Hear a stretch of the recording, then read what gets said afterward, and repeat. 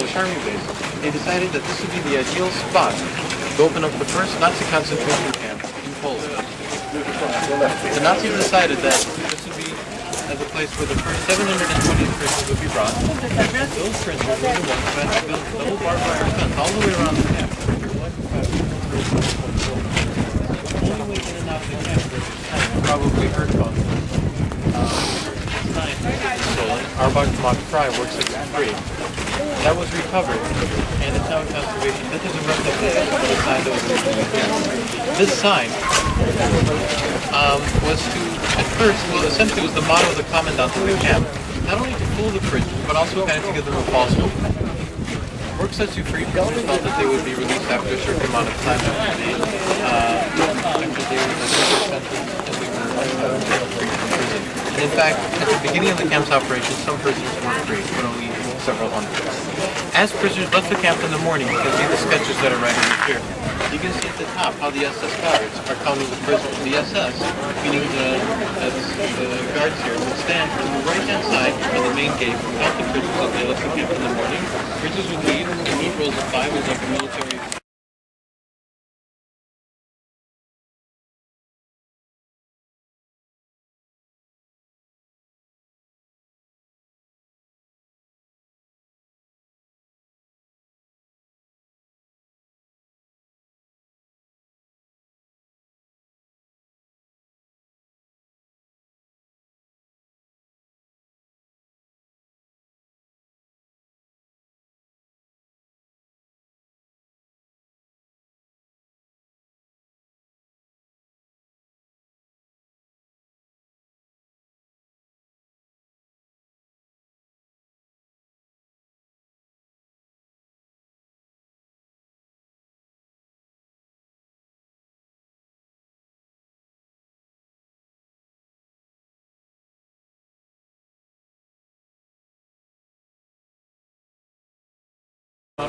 Even though lockdown was happening in the camp, למעשה זה לא בית חולים. למעשה זה מקום שבו היה. אפילו עוד מעט גם אנשים מגיעים, פעל לא מנגלה. מנגלה לא היה פה, מנגלה היה בבירקנאו, במחנה הצוענים, להתעסק בדברים אחרים. פה היה פרופסור בשם קרל קלאודר. קרל קלאודר היה אחד הגינקולוגים מפורסמים בגרמניה, פרופסור מלייפציג.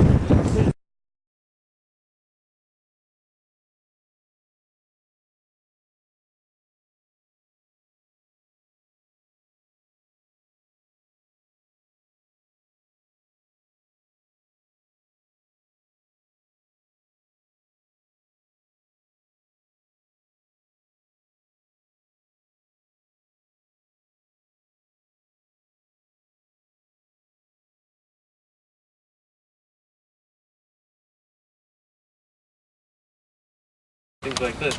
But before those toilets and wash basins were installed, prisoners would have to run outside, and there were buckets and also barrels full of dirty water that were taken from wells in the area. That's how the prisoners would wash up in the morning. They would splash this water on themselves, get the coffee or tea substitute, and then get into their work unit. Imagine around 400 to 500 people in one of these buildings. You can please follow me. So they had to have cross ventilation inside of it. The buildings were built for 52 horses, and they weren't meant to house 400 or 500 people. There would be about 10 people sleeping on each level, and prisoners, because filth would stream down. Many prisoners had diarrhea. Many prisoners were ill. That's why they would sleep. They were trying to sleep at the top, and there was a constant fight. Newly arrived prisoners were those who were ready to die. We've seen snapshots in the sauna building there at the end, and it's difficult to remember that those people who perished here, those people who were murdered here, were forced away from their homes. It's hard to hold on to the fact that they had lives previously, but it's important that we do focus on those lives before they became faceless victims, and that's one of the aims that we try to sort of meet throughout the day. The next poem we're going to hear is called The Stettel. The Stettel is a small town community in Eastern Europe, especially Poland, predominantly Jewish, reflecting all the things that we talked about this morning in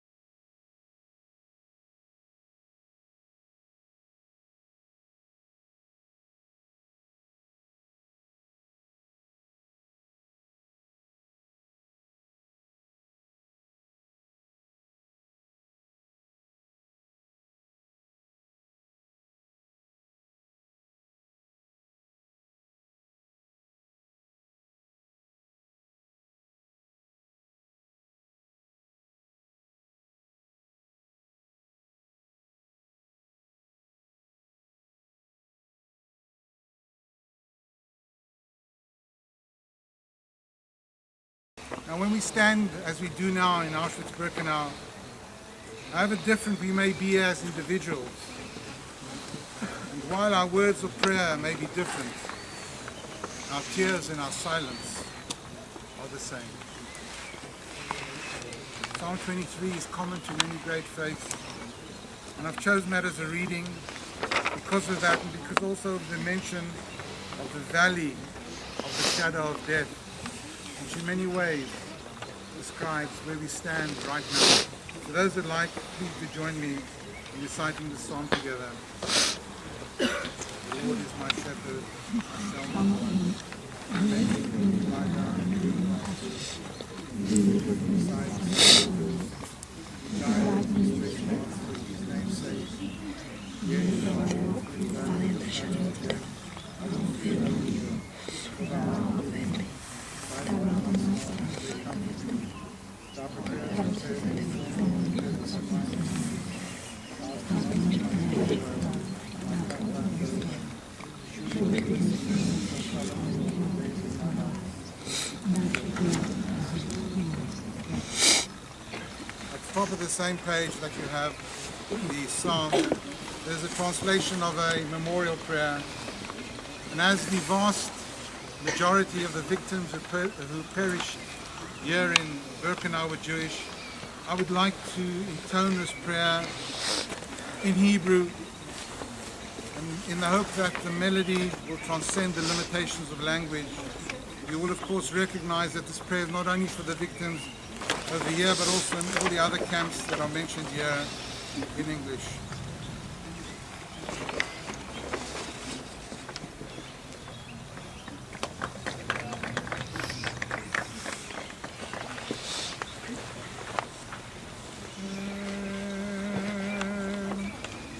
Malay Rachamim Rochevein Evamerolamim Ametzei Menochanachona Al Kanefe Ashechina Bema'alot Kedoshim Otiorim Kezahar Paraki Amazirim Eteni Shemot Acheinu Bnei Yisrael שנהרגו באושוויץ, בלזק, ברגן-בלזן, דכאו, מיידנק, סוביבור, ובלינקה, ובשם אחד הנשמת בהדרובה. בעבור שאני מתפרנס כד נשמתם בגן עדן, אלוהי מנוחה כולה. לכם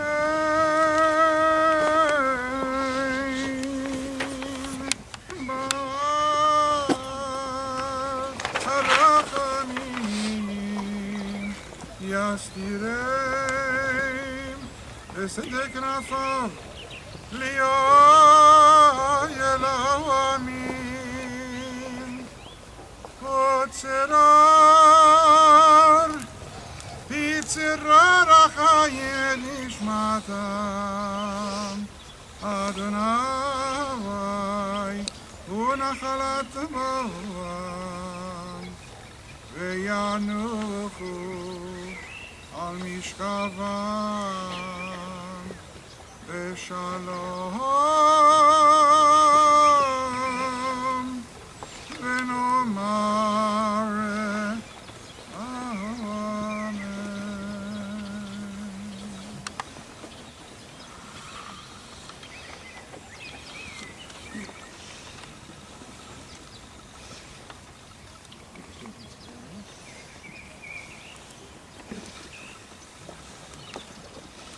Dear friends, I want firstly to thank each and every one of you for putting your lives on hold for just one day. It is impossible, certainly beyond me, to be able to absorb or to comprehend what happened right here, and I'm not even going to attempt that. But what I would like to do in the few moments that we have left here after a long and arduous day is to give you some kind of perspective in an effort to try and deal with what we have seen today. Now, it is an accepted custom that many of you are familiar with. When someone passes away, we observe a minute's silence for that person. And it's a fine and a dignified custom, and one that has international recognition. Now, if you and I, standing here, were to decide to embrace that custom, and if you and I were to decide that we were going to observe 1 minute just for the victims of Birkenau, one small little minute for one human being, then you and I would have to remain silent for almost 3.5 years.